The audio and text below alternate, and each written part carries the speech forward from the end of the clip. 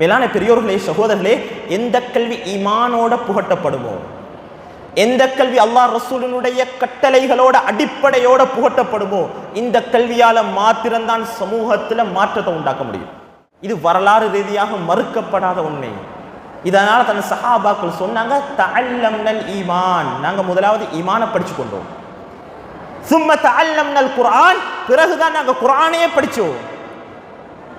சொன்னாங்க, ஈமான படிச்சதன் பின்னால குர்ஆனை படிச்சதானதான் ஃபஸ்தத்னா லஹு பில் ஈமான், எங்களுக்கு ஈமான கூட்டிக்கொள்ள முடியுமாக இருந்துச்சு.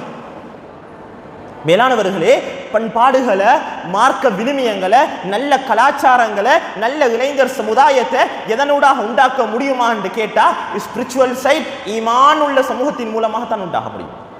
ஈமானோட சேர்த்து உலகத்துடைய கலைகளை கொடுங்க, ஈமானோட சேர்த்து மெடிசின் படிக்க வைங்க, ஈமானோட சேர்த்து லோ காலேஜுக்கு அனுப்புங்க, ஈமானோட சேர்த்து யூனிவர்சிட்டிக்கு அனுப்புங்க, ஈமானோட சேர்த்து PhD வரைக்கும் படிக்க வைங்க. இந்த ஈமான் எங்க போனாலும் அந்த மக்களை பாதுகாக்கும். இந்த ஈமான் இல்லாத படிப்பிருக்கித்தானே எந்த விதத்திலையும் யூஸ் ஆக மாட்டாது, சமூகத்தில் மாற்றத்தை உண்டாக்க மாட்டாது.